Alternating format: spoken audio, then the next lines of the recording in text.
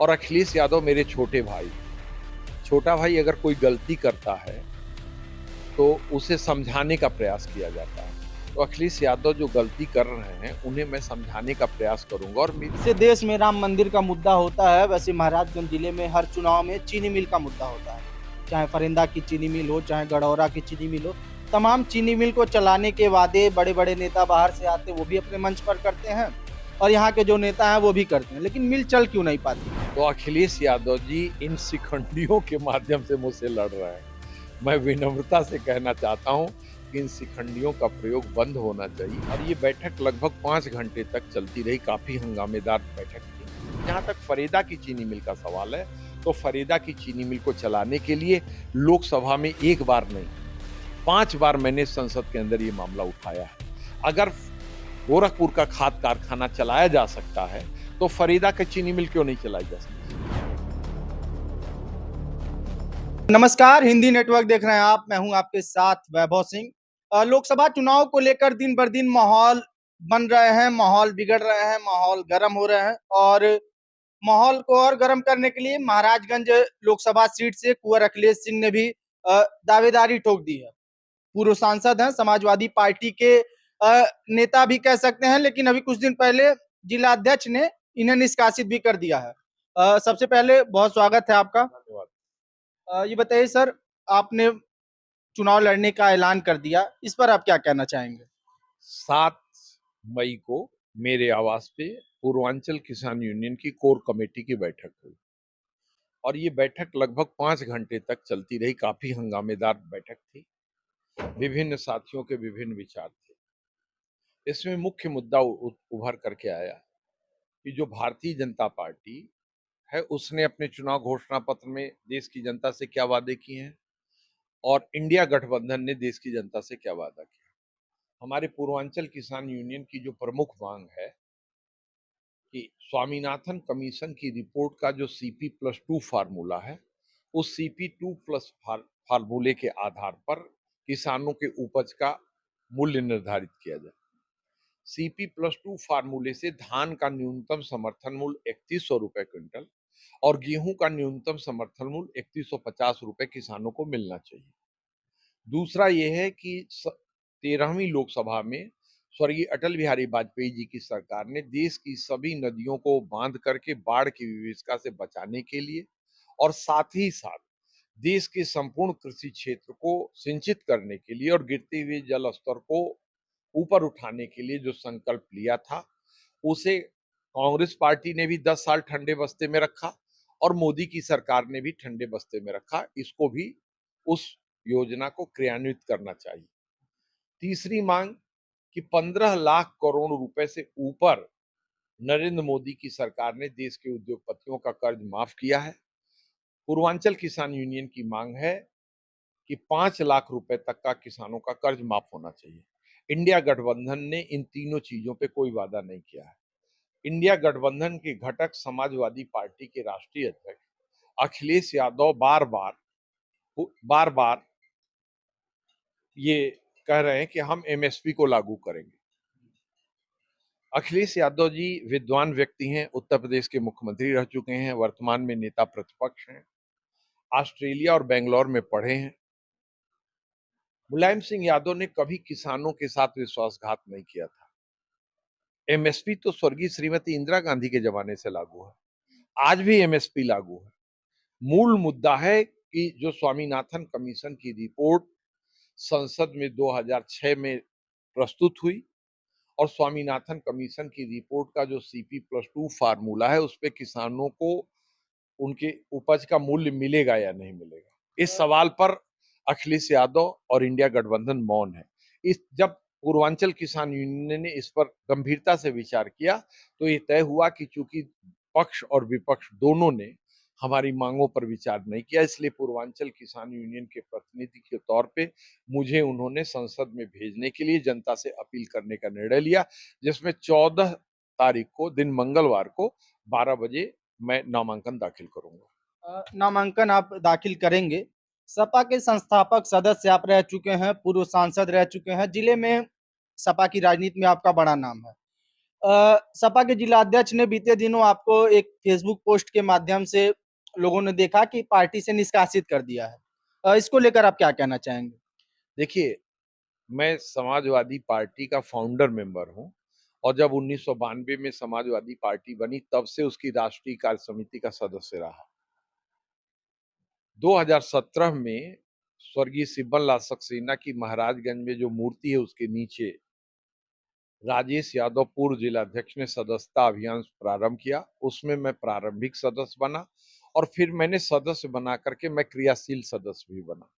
लेकिन 2022 में जो सदस्यता अभियान प्रारंभ हुआ, उसमें मैंने सदस्यता ही नहीं लिया। मैं प्रारंभिक सदस्य ही नहीं हूँ। तो जो व्यक्ति पार्टी का प्रारंभिक सदस्य नहीं है, उसके निष्कासन की बात हास्यास्पद लगती है। और जब 9 अगस्त 2023 को क्रांति दिवस पे हमने पूर्वांचल किसान यूनियन का गठन कर लिया, तो समाजवादी पार्टी से तो वैसे ही मैंने अपने को अलग कर लिया था। तब मुझे क्यों नहीं निकाला गया? लेकिन लेकिन सपा से प्रेम या फिर जो अखिलेश यादव और मुलायम सिंह यादव से लगाव है वो देखा जा सकता है। अभी फोटो लगे हैं आपके आवास में, मुलायम सिंह यादव, अखिलेश यादव के फोटो लगे हैं। तो क्या अभी आपको सपा से अलग माना जाए या सपा के साथ माना जाए? देखिए, इस फोटो के बीच में मेरे पिता स्वर्गीय डॉक्टर घनश्याम कुंवर की भी तस्वीर है। तो जहाँ तक जनेश्वर मिश्र, डॉक्टर लोहिया, मुलायम सिंह यादव जी और मेरे पिताजी, ये मेरे पुरखे हैं और अखिलेश यादव मेरे छोटे भाई हैं। छोटा भाई अगर कोई गलती करता है, तो उसे समझाने का प्रयास किया जाता है। तो अखिलेश यादव जो गलती कर रहे हैं, उन्हें मैं समझाने का प्रयास करूँगा और मेरी शुभकामना है कि अखिलेश यादव उत्तर प्रदेश के मुख्यमंत्री की कुर्सी पर जाएं, अखिलेश यादव देश के प्रधानमंत्री के पद को सुशोभित करें। लेकिन जिस तरह के लोगों से अखिलेश यादव घिरे हुए हैं, मुझे नहीं लगता कि अगर उनसे वो अपना पीछा नहीं छुड़ाते, तो आने वाले दिनों में मुख्यमंत्री की कुर्सी पर भी नहीं जा पाएंगे, प्रधानमंत्री की कुर्सी तो दूर है। हमारे मन में दर्द है कि हमारे नेता माननीय मुलायम सिंह यादव जी प्रधानमंत्री की कुर्सी तक नहीं जा पाए। अगर मैं संसद में रहता 13वीं लोकसभा के बाद 14वीं लोकसभा में रहता और 15वीं लोकसभा में रहता, तो हमारा भरपूर प्रयास होता कि आदरणीय मुलायम सिंह यादव जी देश के प्रधानमंत्री बनते। अ, सपा की बात करेंगे। कुंवर अखिलेश सिंह जहां अपने दौर में समाजवादी पार्टी को इस जिले में जिंदा रखते हैं, समाजवादी पार्टी के बैनर तले बड़े-बड़े आंदोलन करते हैं, प्रदर्शन करते हैं, जेल जाते हैं, तमाम आंदोलन आपके जाने जाते हैं जिले में। लेकिन क्या कुछ ऐसे समीकरण बन जाते हैं, ऐसी परिस्थितियां आखिर क्या बनती हैं कि जो सपा के लोग हैं, खासकर सपा के जिलाध्यक्ष हैं या फिर कुछ जो जिले के बड़े नेता जिले के कह सकते हैं, क्या कुछ ऐसी स्थिति परिस्थिति बनती है कि आपके परिवार और आपको लेकर तमाम लोग तरह-तरह की बात करते हैं और निष्कासन तक की बात आ जाती है। आपके विरोध की भी बात आती रहती है। महाभारत के युद्ध में शिखंडी का प्रयोग हुआ था, तो अखिलेश यादव जी इन शिखंडियों के माध्यम से मुझसे लड़ रहे हैं। मैं विनम्रता से कहना चाहता हूँ कि इन शिखंडियों का प्रयोग बंद होना चाहिए और हमसे कोई नाराजगी है तो खुले तौर पे लड़ना चाहिए उनको। लेकिन वो लड़ाई सैद्धांतिक आधार पर होनी चाहिए। मैंने उनको व्यक्तिगत तौर पे उन्हें पोस्ट डाला है कि मैं आपका आजीवन आभारी रहूँगा, लेकिन हमें प्रयास करना चाहिए कि व्यक्तिगत संबंधों में कटुता ना आए। इस बार का चुनाव किस प्रकार से देखते हैं आप? महाराजगंज में क्या कुछ मुद्दे हावी होंगे? और देश में जो इंडिया और एनडीए की लड़ाई है, उसको कैसे आप देखते हैं? इन दोनों सवालों का आप जवाब दीजिए। देखिए, सबसे बड़ी बात तो ये है कि इंडिया गठबंधन में जो प्रमुख घटक है कांग्रेस पार्टी। तो कांग्रेस पार्टी अगर 250 उम्मीदवारों को सही तरीके से नहीं उतार पा सकती, तो मैं समझता हूँ कि वो भारतीय जनता पार्टी का मुकाबला नहीं कर पाएगी। इस समय महाराजगंज जनपद में वर्तमान सांसद के विरुद्ध माहौल है, जबरदस्त माहौल है। लेकिन इंडिया गठबंधन ने जो प्रत्याशी उतारा है और जिस फरीदा विधानसभा क्षेत्र से वो उत्तर प्रदेश विधानसभा का प्रतिनिधित्व करते हैं, उस फरीदा में भी उनका उसी तरह से विरोध है, जिस तरह का संपूर्ण महाराजगंज जनपद में वर्तमान सांसद का। तो ऐसी स्थितियों में गठबंधन ने जिस प्रत्याशी को उतारा है, वो जनता की अपेक्षाओं पे खरा नहीं उतरता। इसीलिए पूर्वांचल किसान यूनियन ने तय किया कि हम किसी भी परिस्थितियों में पंकज चौधरी को वॉकओवर नहीं देंगे और पूर्वांचल किसान यूनियन के प्रत्याशी के रूप में हम चुनाव मैदान में खड़े रहेंगे। क्या लगता है कि आपके आने से जो लड़ाई इंडिया और एनडीए की दिख रही थी, आपके आने से लड़ाई त्रिकोणी होगी, क्योंकि आपके पहले जो आपके दूर विरोधी कह सकते हैं मणि परिवार, उनके सदस्य अमन मणि त्रिपाठी के भी चुनाव लड़ने की लगातार चर्चा हो रही थी। तो लोग कह रहे थे कि अगर अमन मणि लड़ते हैं तो समीकरण कुछ और होगा, त्रिकोणी लड़ाई हो सकती है। लेकिन अमन मणि का तो नहीं आया, लेकिन कुंवर अखिलेश सिंह मैदान में उतर चुके हैं। अब कैसी लड़ाई आप देखते हैं? देखिए, अमर मणि त्रिपाठी जी न्यायालय से भगोड़े साबित हो गए और गोरखपुर में रह रहे हैं। तो आदरणीय योगी जी का आशीर्वाद प्राप्त है, तभी वो गोरखपुर में रह रहे हैं। उनके पुत्र जी कांग्रेस पार्टी में चले गए, अमन मणि त्रिपाठी जी। तो जिनका कोई वसूल ही नहीं है, जिनका कोई चरित्र ही नहीं है, उनके विषय में मैं अपनी जुबान से कोई बात नहीं कहना चाहता। मैं इतना कहना चाहता हूं कि आज अगर किसानों ने, महाराजगंज जनपद के किसानों ने अपने दूरगामी हितों को देखने का काम किया, तो पूर्वांचल किसान यूनियन महाराजगंज जनपद की तस्वीर को बदल देगी। और अगर धर्म और जाति की के आधार पर वोट पड़ेगा, तो मैं समझता हूं कि परिणाम दूसरे होंगे। और धर्म और जाति की राजनीति में चाहे इंडिया गठबंधन को समर्थन देने वाले लोग हों या भारतीय जनता पार्टी को समर्थन देने वाले लोग हों, चुनाव परिणाम के बाद दोनों को निराश होना पड़ेगा। धर्म और जाति की बात आप कर रहे हैं, लेकिन उससे इतर जो बीजेपी के लोग हैं या फिर जो सत्ता पक्ष के लोग हैं, उनका ये कहना होता है कि मोदी जी के नाम पर वोट पड़ता है। इसका 6 बार के सांसद हैं, तो कहीं न कहीं मोदी जी के नाम पर वोट का भी असर कहा जा सकता है कि पंकज चौधरी यहाँ के 6 बार के सांसद हैं, कई बार मोदी लहर चली भी है। हालाँकि इस बार ये लहर उस तरीके से नहीं दिख रही है। तो क्या लगता है कि इस बार जिले में मोदी जी के भी नाम पर पंकज चौधरी को वोट पड़ेंगे या फिर कामकाज के नाम पर वोट पड़ेंगे? देखिए, काम-काज के नाम पे तो पंकज चौधरी का कार्यकाल शून्य रहा है।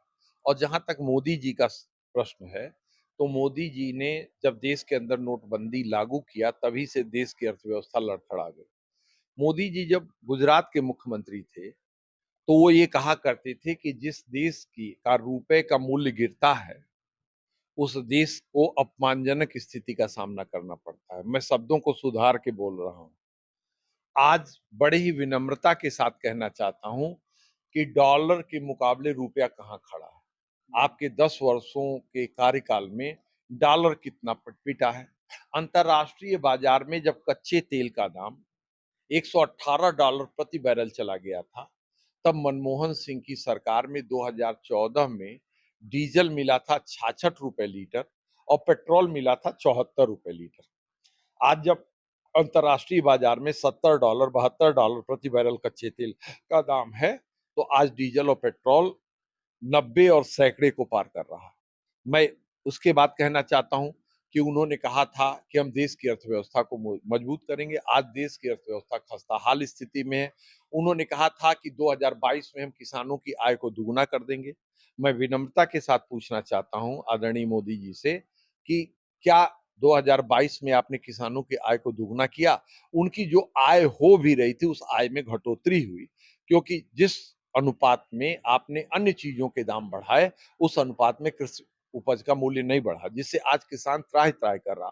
और जो 2022 के बाद 2023 का बजट सत्र प्रारंभ हुआ लोकसभा और विधानसभा का, तो मुझे पूरी आशा थी कि कांग्रेस पार्टी दिल्ली में संसद की कार्रवाई को ठप करेगी किसानों के सवाल पे, और समाजवादी पार्टी उत्तर प्रदेश में विधानसभा की कार्रवाई को ठप करेगी किसानों के सवाल पे। जब दोनों पार्टियों ने बजट सत्र और मानसून सत्र दोनों में अपने कर्तव्य का पालन नहीं किया, तो 9 अगस्त 2023 को हमें क्रांति दिवस पे पूर्वांचल किसान यूनियन का गठन करना पड़ा। और इसीलिए पूर्वांचल किसान यूनियन किसानों की लड़ाई को समग्रता में लड़ने का कार्य कर रही है। जो महाराजगंज की राजनीति है, उत्तर प्रदेश की भी राजनीति की बात करेंगे, वो अभी भी जाति पर आधारित कही जाती है।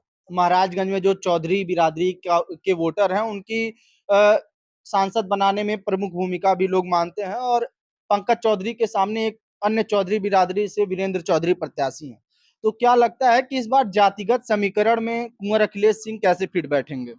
नहीं, पहली बात तो है, अगर जाति का समीकरण होता, तो मुझे कभी एमएलए बनने का सौभाग्य नहीं प्राप्त होता। मेरे अनुज को एमएलए बनने का सौभाग्य प्राप्त नहीं होता। मुझे एमपी बनने का सौभाग्य नहीं प्राप्त होता। स्वर्गीय हर्षवर्धन जी को एमपी बनने का सौभाग्य प्राप्त नहीं होता। जितेंद्र सिंह जी को एमपी बनने का सौभाग्य प्राप्त नहीं होता।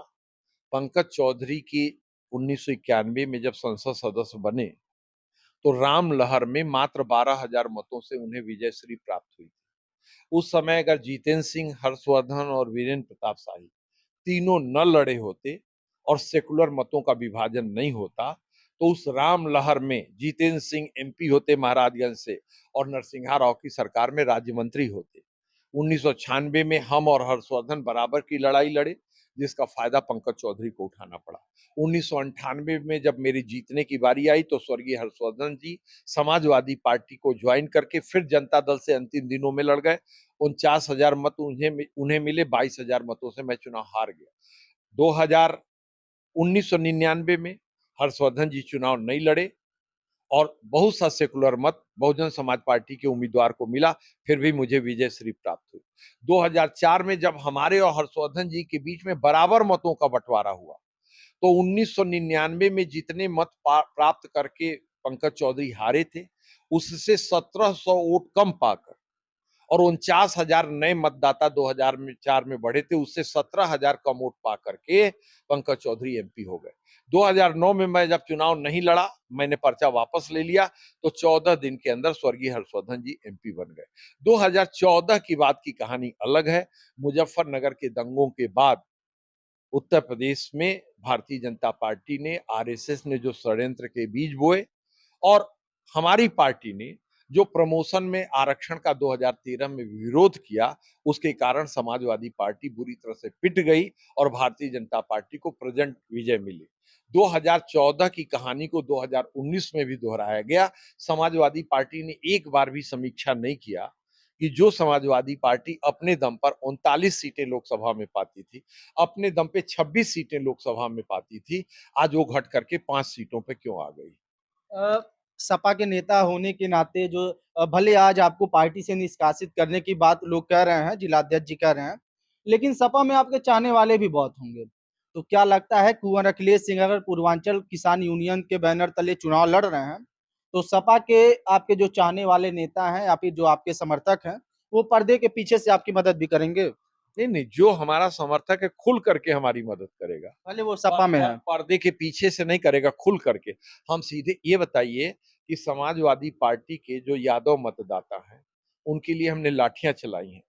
जब माननीय मुलायम सिंह यादव जी उत्तर प्रदेश के मुख्यमंत्री बने थे, तो बरगदवा थाने में मनिकापुर गांव है, वहां के 4 यादव लोगों को डकैत उठा करके नेपाल चले गए। हमारे अनुज अपनी जान को जोखिम में डाल करके उन्हें नेपाल से छुड़ा करके लाए थे और जिन लोगों ने उनका अपहरण किया था, उनको इसी निचलौल के जंगलों में पुलिस ने इनकाउंटर करके मारने का काम किया था। जब हमने उनके लिए अपनी जान को जोखिम में डालने का काम किया है, तो दूसरे को कैसे मत देंगे? अनुज की बात आपने की, आपके अनुज भी विधायक रह चुके हैं, जनता में लोकप्रिय हैं। आपके चुनाव में उनका क्या कुछ रोल होने वाला है? देखिए, मैंने अपने अनुज के लिए अपनी राजनीतिक कुर्बानी दिया है। 2007 में समाजवादी पार्टी में रहते हुए लालू यादव जी की पार्टी से, राष्ट्रीय जनता दल से मैंने अपने अनुज को चुनाव ही नहीं लड़ाया था। मैंने लालू यादव जी के साथ नौतनवा अड्डा बाजार में मंच को भी शेयर किया था। मेरे अनुज समाजवादी पार्टी से कभी विधायक नहीं रहे, वो कांग्रेस पार्टी से विधायक रहे। समाजवादी पार्टी में रहते हुए 2012 में मैंने कांग्रेस पार्टी से उनको चुनाव लड़ाया और राहुल गांधी जी के साथ बरसते हुए हेलीकॉप्टर में, मैं सैल्यूट करता हूं राहुल गांधी जी को कि बरसते हुए पानी में उन्होंने हेलीकॉप्टर हमारे डिग्री कॉलेज में उतारा था और उस सभा को भी मैंने शेयर करने का काम किया था। तो हमारे दो भाइयों के बीच का रिश्ता अटूट रिश्ता। मैं बड़े ही फक्र के साथ कहना चाहता हूं कि आज भी मैं अपनी गलती पर अपने छोटे भाई की पिटाई करता हूं और मेरा छोटा भाई बर्दाश्त करता है। देखिए, बड़ी बात कह रहे हैं, सांसद, विधायक होने के बाद भी जो भाई का प्रेम है, वो बरकरार है। खैर अगले सवाल की तरफ बढ़ते हैं कि इस बार जो 6 बार के सांसद हैं, 30 साल उनका कार्यकाल हो चुका है। 30 सालों में महाराजगंज के विकास को आप कहाँ देखते हैं? जहाँ महाराजगंज है, क्या वाक़ई महाराजगंज को इस जगह होना चाहिए था या फिर विकास की श्रेणी में महाराजगंज को कुछ अन्य कदम आगे कुछ और आगे की तरफ बढ़ते हुए आप देख सकते हैं? देखिए, 1991 में जब स्वर्गीय चंद्रशेखर जी देश के प्रधानमंत्री थे, तो विश्व बैंक परियोजना से उन्होंने सोनौली से बलिया तक की सड़क को, 2 लेन की सड़क को स्वीकृत करने का काम किया था। 1991 में मैं एमएलए बना।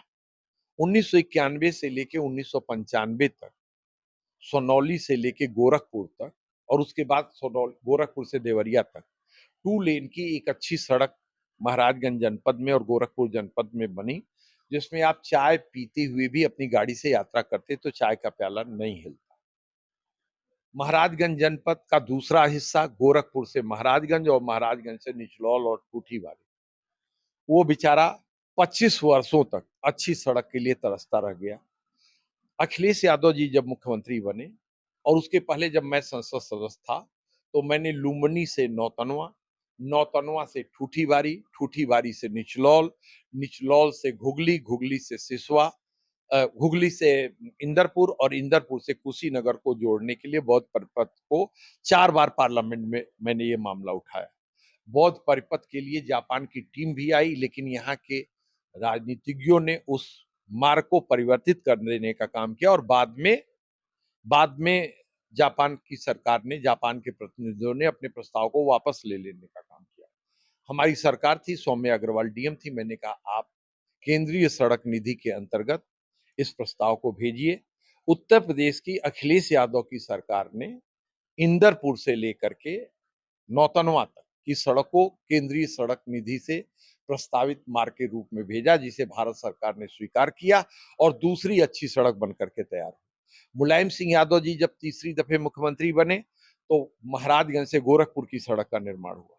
जब 1996 में पहली दफे देवगौड़ा जी प्रधानमंत्री बने और उनकी सरकार थी, रामविलास पासवान जी रेल मंत्री थे, तो स्वर्गीय ब्रिजभूषण तिवारी जी जो डुमरियागंज से सांसद थे, उन्होंने गोरखपुर से आनंद नगर नौतनवा, गोरखपुर से आनंद नगर गोंडा के आमान परिवर्तन का मुद्दा उठाया और जिसे रामविलास पासवान की रेल मंत्री की सरकार ने स्वीकृति प्रदान की। 1998-99 के बजट में 1 रुपए का भी उस पे बजट एलोकेशन नहीं आया। 99-2000 में जब मैं एमपी बन गया और बजट लोकेशन नहीं आया, तो मैंने संसद के अंदर नियमों को तोड़ करके, परंपराओं को तोड़ करके रेल मंत्री ममता बनर्जी के बजट भाषण में व्यवधान डालते हुए लोकसभा अध्यक्ष के पीठ के सामने आकर के आदरणीय अटल बिहारी वाजपेयी जी को ललकारने का काम किया कि आपने गोंडा और बलरामपुर की जनसभा में कहा था कि आपकी सरकार बनेगी तो गोरखपुर आनंद नगर नौतनवा और आनंद नगर गोंडा लूप लाइन का आमान परिवर्तन होगा। इस तीसरे बजट में भी 1 रुपए का वित्त पोषण नहीं हो रहा है, इससे ये योजना मृत प्राय हो जाएगी। उसके बाद जब नीतीश कुमार जी रेल मंत्री बने, तो उन्होंने 1 करोड़ रुपए का उस बजट में प्रावधान किया। आप सिद्धार्थ नगर में चले जाइए, इस आमान परिवर्तन का जो शिलान्यास हुआ है, वहां मेरा भी पत्थर लगा हुआ है। नीतीश कुमार जी ने मुझे आमंत्रित किया, मैंने कहा नहीं, इस आमान परिवर्तन का नाम है गोरखपुर आनंद नगर गोंडा, आनंद नगर नौतनवा। आपको ये आमान परिवर्तन का जो शिलान्यास है आनंद नगर में करना चाहिए या गोरखपुर में करना चाहिए। चूंकि मैं समाजवादी पार्टी का एमपी हूं और योगी आदित्यनाथ जी को आप पसंद नहीं करते, इसलिए आप सिद्धार्थ नगर में आमान परिवर्तन का शिलान्यास कर रहे हैं। मैं इसमें नहीं आऊंगा और मैं नहीं गया था उनके आग्रह के बाद भी। 2008 में गोरखपुर आनंद नगर नौतनवा लूप लाइन आमान परिवर्तन का मूर्त रूप ले ली। एक भी ट्रेन 2008 से लेके आज तक यहाँ से नहीं चली जिस पे आप बैठे और सीधे बंबई चले जाएं, जिस पर आप बैठे सीधे दिल्ली चले जाएं, जिस पे आप बैठे और सीधे जो है कलकत्ता चले जाएं। जिन ट्रेनों का गोरखपुर में ठहराव है, उनका केवल मार्ग परिचालन नौतनवा तक बढ़ा दिया जाए, तो नेपाल का आदमी और यहाँ का आदमी यहीं बैठेगा, दिल्ली, कलकत्ता, बंबई, देश के विभिन्न हिस्सों में चला जाएगा। यही विकास है।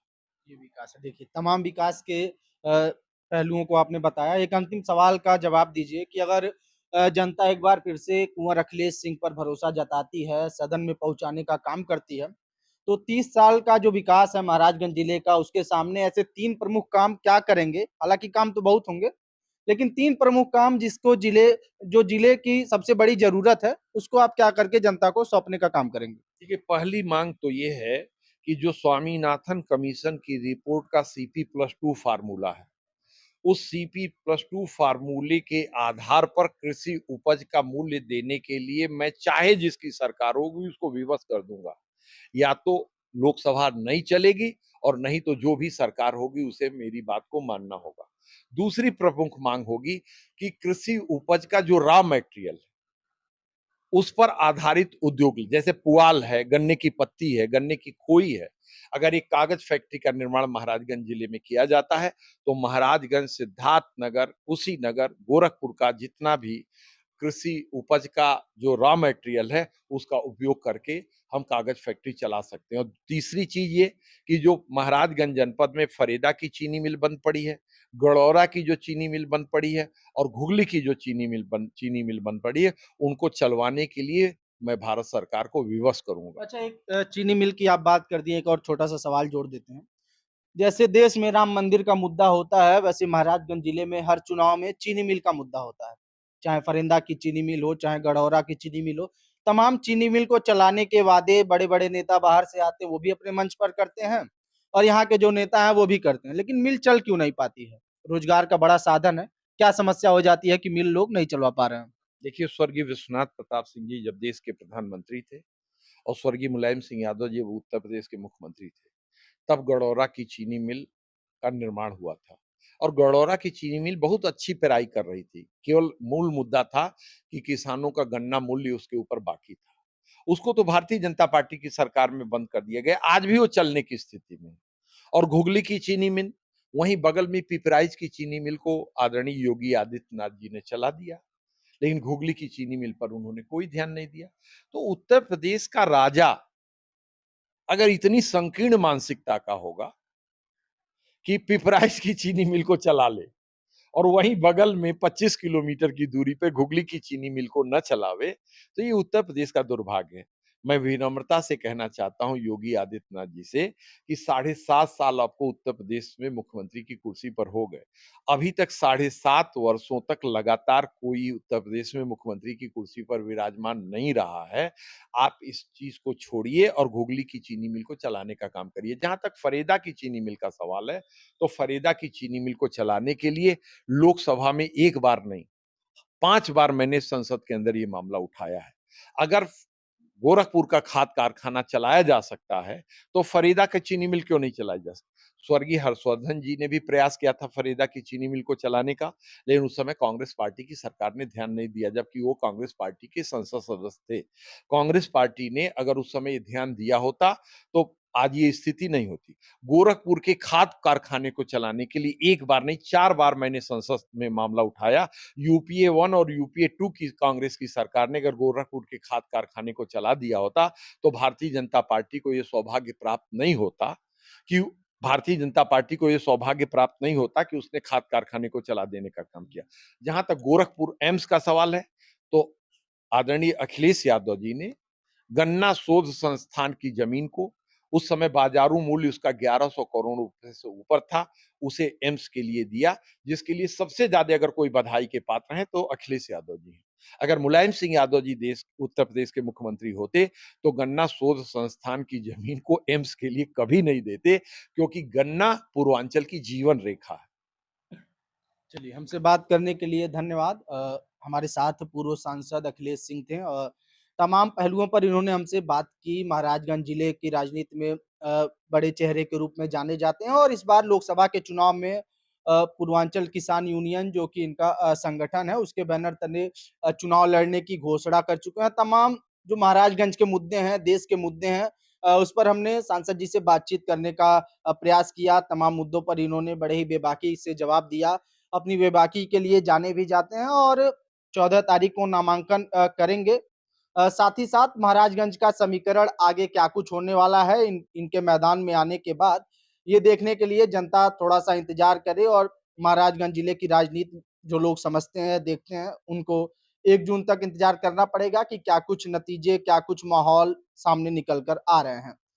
ऐसी ही तमाम अन्य खबरों के लिए हमारे साथ बने रहें और देखते रहें हिंदी नेटवर्क। धन्यवाद।